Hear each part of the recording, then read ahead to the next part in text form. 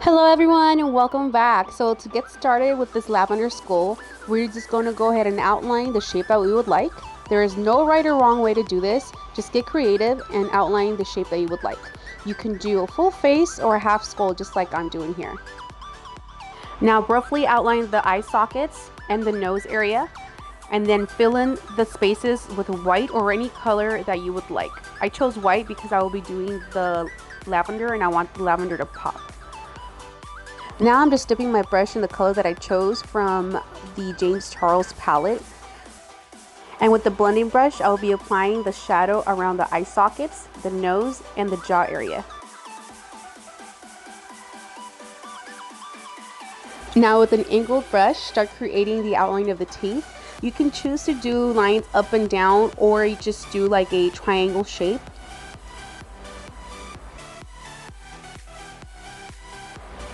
Now I'm outlining the nose area and also the eye sockets.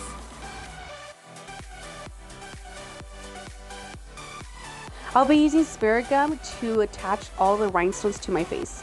So first I apply it where I want the rhinestones and I let it sit for a little while just so it can get a little bit tacky.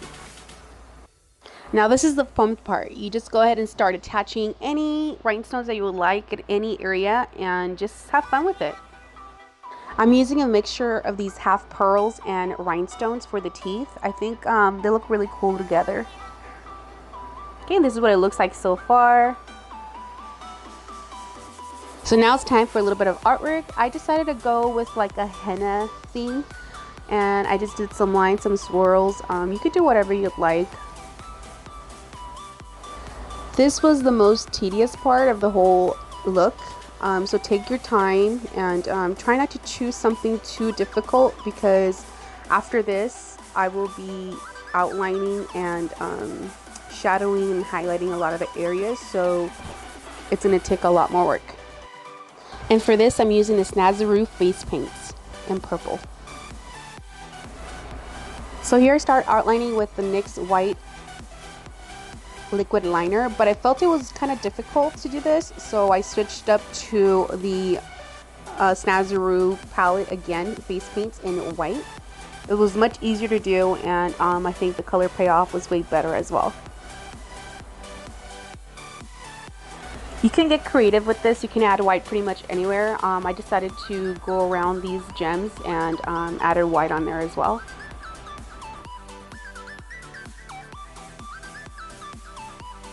Now with the black Snazaroo face paint, I'm going to fill in the nose area. I wanted to deepen the outline here, so I decided to add a little bit more eyeshadow and just go along the edges and darken that up a little bit more. Fill in my lips, I'm using the same paint color that I used on my forehead. And I'm topping that off with a little bit of purple eyeshadow. I decided I want to add a little more shadow on these round little balls here, so I went ahead and did that, and I think it looks pretty cool. Now, to make the skull look like it's actually a mask, the darker you go on the edges the better, because it really stands out. So I went ahead and did that, and then added a little bit of glitter on my nose, and went ahead and filled in some of these little spaces with black paint. And I decided I wanted to do like a purple eyeliner, and I'm using eyeshadow for this. I wish I would have stopped here, but I felt like I needed more color, and I ended up putting some pink and other colors in there, but I feel like I should have just left it with the eyeliner, but I mean, it's too late now. So you guys can do whatever you'd like. If you want to go all out, go all out. If not, you can stop there.